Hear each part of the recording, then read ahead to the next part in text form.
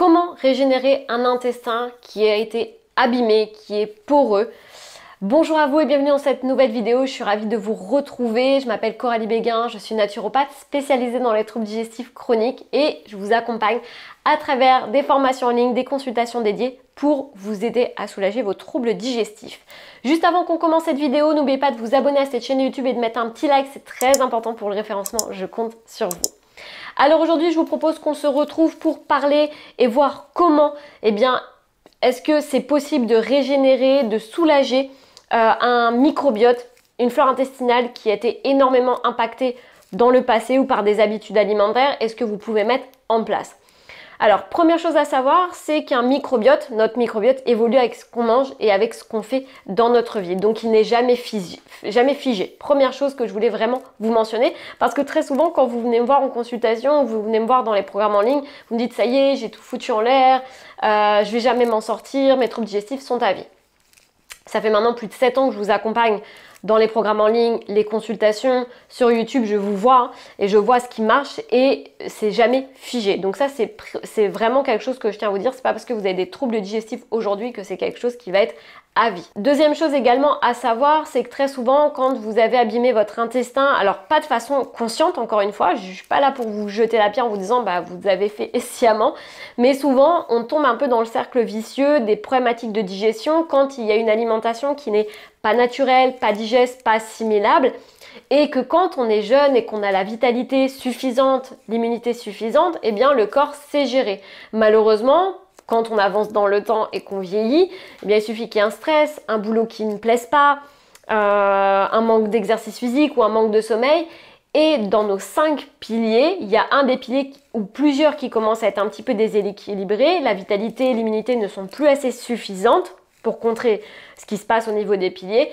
Et malheureusement, c'est là où les troubles vont apparaître. Et c'est vrai qu'en vieillissant, les troubles digestifs ou d'autres troubles, des fois, s'accentuent avec le temps. Parce que quand on est souvent tout neuf, on n'a pas trop de grosses problématiques, mais c'est vrai qu'avec le temps, ça s'accentue. Et puis, je vous rappelle qu'il y a un facteur qui est très très important, c'est l'état émotionnel et le stress dans lequel vous vous trouvez. Donc, si vous êtes très stressé, que vous avez du mal à gérer votre stress, à évacuer votre stress, bien évidemment, ça va avoir un impact indispensable sur votre tube digestif.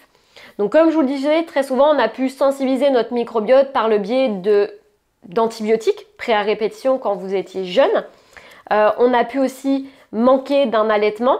Alors ça, c'est pas quelque chose que je vais pas vous dire c'est bien ou pas bien, c'est juste que dans les études scientifiques, on voit que les enfants qui sont allaités, les enfants qui n'ont pas été allaités ne partent pas avec le même microbiote de base. On voit que les enfants qui n'ont pas été allaités sont plus souvent sujets à des problématiques, des troubles ORL chroniques et des maux de ventre à répétition, des troubles digestifs à répétition. Donc ça, il n'y a pas de fatalité encore une fois, si vous n'avez pas pu allaiter votre enfant. J'ai un atelier qui est vraiment dédié d'ailleurs sur ces problématiques-là. Si vous en sortez pas avec les troubles ORL et les maux de ventre de votre enfant et que votre enfant se plaint régulièrement d'avoir des problématiques de digestion, n'hésitez pas à les consulter cet atelier, je vous remets tout ça dans la barre d'informations de YouTube. Donc il va y avoir plusieurs choses, donc comme je vous ai dit, l'alimentation non naturelle, la prise d'antibiotiques, la prise de médicaments qui peuvent interférer avec le microbiote, notamment tout ce qui est traitement anti-acnéique. On va avoir aussi le stress à répétition, on va avoir le manque de sommeil, les carences micronutritionnelles, le fait de grignoter en permanence. On va avoir plusieurs facteurs et cofacteurs qui vont perturber votre microbiote. L'intérêt de tout ça, c'est que quand vous faites le point sur vos antécédents et que vous voyez d'où est-ce que vous partez, il y a toujours moyen de rectifier, de travailler sur vos piliers de digestion, sur vos piliers de santé pour justement améliorer votre bien-être. Donc première chose à faire pour moi, si vous avez des problématiques de digestion aujourd'hui, que ça fait des années que vous avez fait tout le monde des batteries d'examens, que vous n'en sortez pas, c'est déjà de revoir votre alimentation. Ça peut paraître bête, je sais, parce que souvent on me dit « Ah, mais Coralie, ça serait si c'était juste mon alimentation ». Eh bien, je vais vous raconter une petite anecdote. J'ai été en séminaire des troubles digestifs avec Jennifer Martin, qu'on a organisé en novembre dernier, et j'ai une dame qui était dans ce séjour-là, qui m'a dit « Moi, ça fait 15 ans que j'ai des problématiques de ballonnement, d'alternance constipation-diarrhée, de maux de ventre. J'ai fait je ne sais pas combien de médecins. » Et là, elle m'a sorti un cahier rempli d'analyses de médecine fonctionnelle avec tout ce que... Voilà, donc ça lui a coûté énormément d'argent, tous les compléments qu'elle prenait par rapport à ses problématiques de digestion. Et moi, la seule question que je lui ai posée, je dis ok, bah c'est bien tout ça, c'est bien pour voir les carences, c'est très bien, mais je dis c'est quoi le réglage alimentaire en fait dans tout ça? Et là, elle m'a regardée, elle m'a dit bah je mange sainement, je mange des légumes, je mange des fruits.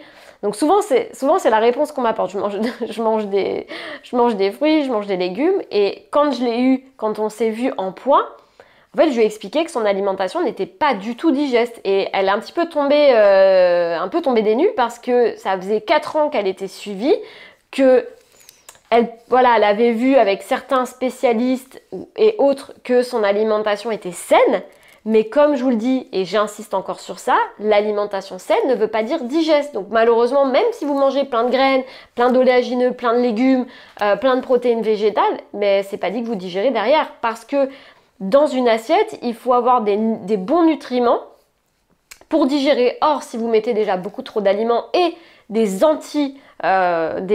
aliments qui ne vont pas se digérer en eux, des inhibiteurs de digestion, malheureusement, vous êtes sûr que derrière, vous n'allez pas pouvoir digérer. Et donc, cette personne, ça faisait plusieurs années qu'elle était avec ses troubles digestifs et qu'elle m'a dit, de toute façon, moi, j'ai jeté l'éponge, je n'y arriverai pas. Et ce qui était intéressant, c'est qu'à la fin de ce séjour, elle est repartie, elle m'a dit en fait j'ai le ventre plat. Elle me dit ça m'est pas arrivé depuis 15 ans. Ça m'est pas arrivé depuis 15 ans d'avoir ce ventre plat alors que j'en souffrais et qu'elle était obligée de mettre voilà des vêtements amples, elle ne pouvait plus porter de jeans parce qu'à chaque fois elle était serrée, elle était ballonnée. Donc c'est pour vous dire à quel point, encore une fois, et j'insiste, et vous le savez parce que c'est comme ça que je travaille, que l'alimentation reste la première chose à regarder quand vous avez des problématiques de digestion et d'autres troubles métaboliques ou d'autres troubles au niveau de votre santé, de votre corps. Ça, c'est vraiment très important. Et la deuxième chose, c'est de revenir sur une alimentation qui soit digeste. Encore une fois, je vous le dis, alimentation saine ne veut pas dire digeste. Donc même si vous mangez des légumes, des crudités, des choses comme ça, si votre flore intestinale ne supporte pas par un manque d'enzymes digestifs, par un manque de force vitale, bah, ça ne va pas du tout bien se passer. Donc première chose, revoir votre alimentation. Deuxième chose, travailler sur votre gestion émotionnelle. C'est un peu bizarre de dire ça comme ça, mais en tout cas de libérer votre stress. Plus vous allez libérer votre stress, les contraintes émotionnelles, moins vous allez garder ça en vous et moins vous allez venir l'impacter au niveau de votre système digestif. En général, tout ce qui est lié à la partie stomacale, c'est tout ce qui est rancœur, colère, des choses qu'on n'arrive pas à digérer, donc ça crée des brûlures d'estomac. Et tout ce qui est lié à la partie intestinale, c'est tout ce qui est peur, aussi garder beaucoup de choses en soi. Et dans les profils moi que je vois en consultation et dans les programmes en ligne, c'est souvent, c'est le même profil, enfin c'est les mêmes profils en général. Vous avez souvent beaucoup de choses que vous gardez en vous.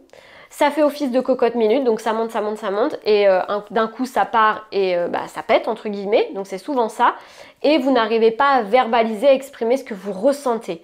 Alors c'est pas que c'est mauvais ou pas bien, c'est juste que vous fonctionnez de cette manière.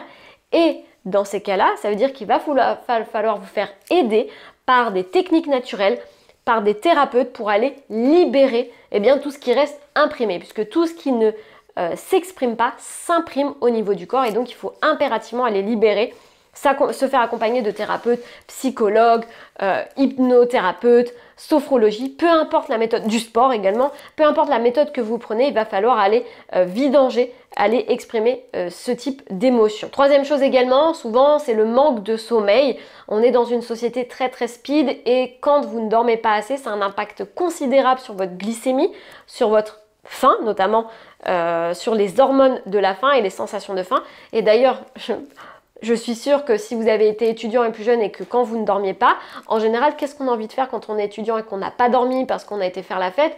Eh bien, très souvent, on va craquer sur des McDo, des choses comme ça, parce que c'est de l'alimentation, entre guillemets, réconfort, plaisir, qui va générer de la dopamine très rapidement, du gras, du sucre et du salé. Donc c'est souvent ce que le corps appelle quand on ne dort pas. Et c'est pour ça que c'est d'autant plus difficile quand vous avez des problématiques d'insomnie de bien manger, parce que vous êtes déjà tellement dans un état émotionnel très élevé, dans un état un peu inflammatoire élevé, que la moindre contrainte, le fait de cuisiner Encore une fois, de se rajouter quelque chose parce que vous dormez que 3 ou 4 heures par nuit, c'est déjà trop lourd pour vous. Donc ça aussi, eh bien, il faut revoir, enfin, il faut investiguer la sphère du sommeil. Pourquoi vous dormez pas? Est-ce que c'est votre travail? Est-ce qu'il y a beaucoup trop de stress dans votre quotidien? Est-ce que vous êtes en carence de magnésium, de micronutriments? Qui ferait que vous avez du mal à trouver le sommeil? Est-ce que vous mangez trop lourd le soir? Est-ce que vous mangez pas assez de protéines, pas assez de nutriments, pas assez de glucides qui ferait que ça vous impacte au niveau du sommeil? Donc tout ça, c'est des choses encore à aller investiguer. Sur la carence en magnésium, c'est ce qui revient très fréquemment. Et puis dans les états de stress chronique, malheureusement, quand votre cortisol est un peu déréglé, au lieu d'être élevé le matin, enfin en tout cas d'avoir un petit pic dans la matinée, et bien malheureusement vous il va être très bas le matin, donc vous allez avoir le sentiment de ne pas pouvoir arriver à vous lever, et le soir il va être élevé, donc il est complètement inversé, et l'hormone, le cortisol, pardon, excusez-moi, c'est l'antagoniste de la mélatonine. Donc si vous êtes très élevé le soir, vous ne pouvez pas avoir de mélatonine et ça vous empêche de dormir. Donc ça, il y a des tests salivaires qui permettent de voir un petit peu plus sur votre état au niveau du cortisol pour voir si vous êtes déréglé et que vos surrénales sont complètement HS. Donc il existe beaucoup de choses en naturopathie pour vous aider à solutionner ça, soulager. Il ne faut pas hésiter à les consulter, à me consulter ou à consulter mon équipe pour faire le point par rapport à ça. Quatrième point également, ça va être l'excès ou l'insuffisance de sport. Et oui, parce que quand vous ne faites pas assez d'activité physique, c'est pas bon pour le corps et notamment pour nos fameuses démonctoires,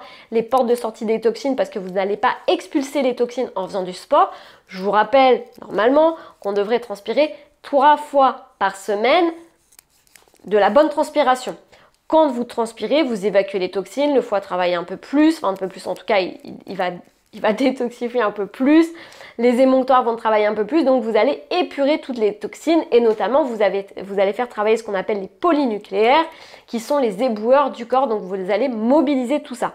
Bon, sans compter les bienfaits sur le corps, le système digestif, sur le système cardiovasculaire, sur notre santé en général pour le fait de faire du sport. Donc ça, c'est indispensable d'aller faire 3 séances par semaine, un peu de cardio, je vous dis pas de vous mettre dans un état de grosse rougeur et de pas être bien après la sortie du sport, mais il faut aller faire une activité, vous allez vous bouger, que ce soit de la marche active, du foot, du rugby, du footing, du cardio, de la zumba, peu importe le sport que vous prenez, il faut que ça vous génère du plaisir, première chose, et que vous alliez transpirer 3 fois dans la semaine.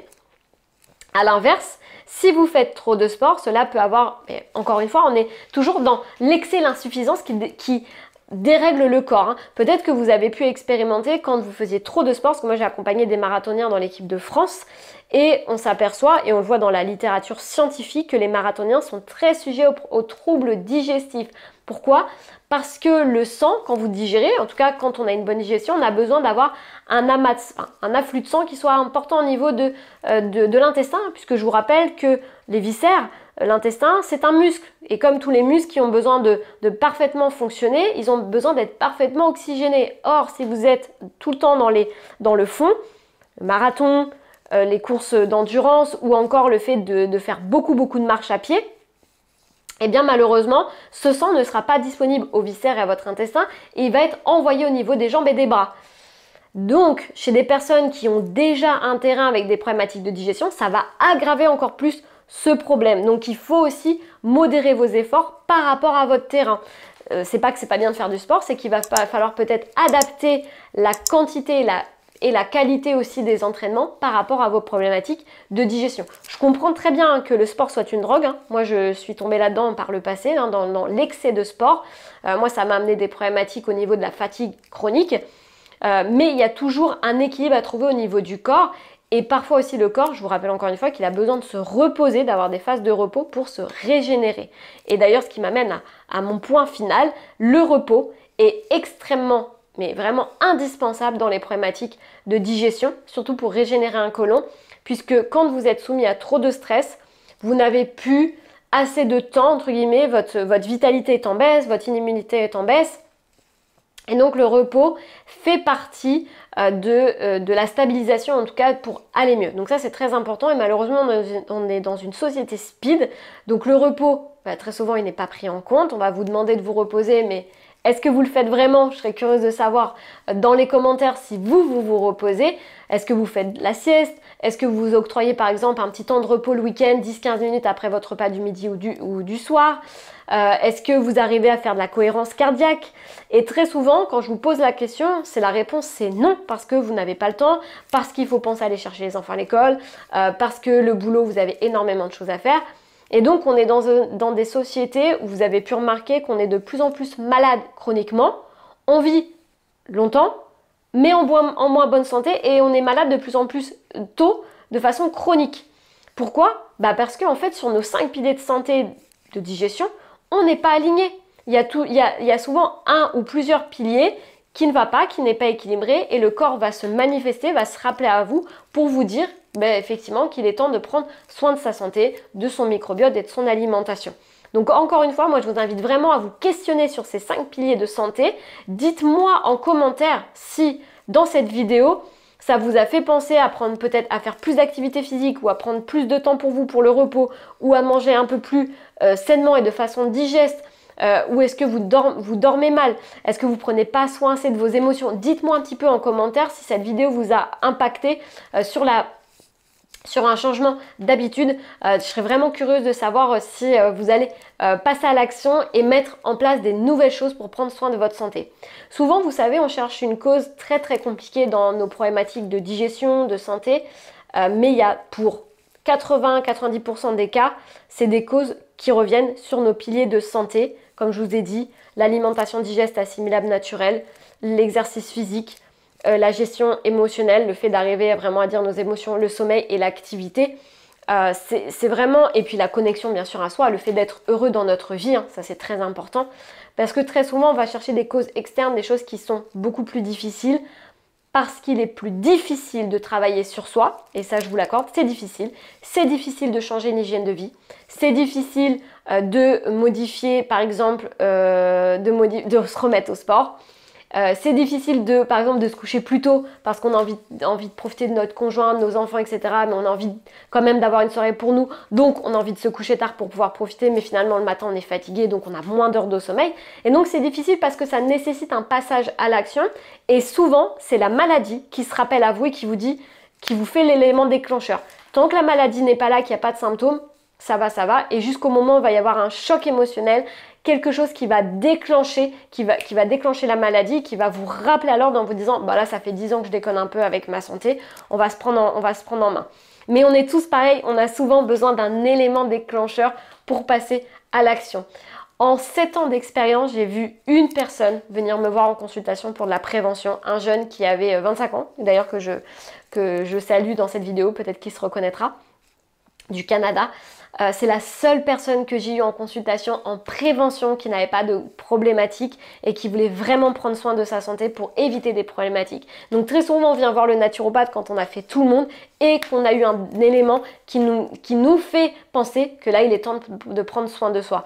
Et l'humain fonctionne comme ça, l'humain a souvent besoin d'un élément déclencheur et quand tout va bien, souvent il se dit « Oh c'est bon, je peux manger n'importe quoi, je peux boire quand je veux, moi j'ai aucun problème de digestion, j'ai pas de problème de santé » et malheureusement il suffit qu'il y ait un des piliers qui soit à un moment déséquilibré pour que les symptômes arrivent. Donc je vous invite vraiment à prendre soin de vos 5 piliers de santé et de digestion. Je vous invite à télécharger aussi le e-book qui est gratuit sur justement les 5 piliers de santé et de digestion où je vous donne encore plus d'informations, encore plus de conseils pour prendre soin de vous et de votre santé. Et puis si vous voulez aller plus loin, vous avez aimé mon discours, n'hésitez pas à rejoindre les programmes en ligne, les ateliers en ligne où je vous donne énormément d'informations pour prendre soin de vous, prendre soin de votre microbiote, de votre santé si vous avez des problématiques.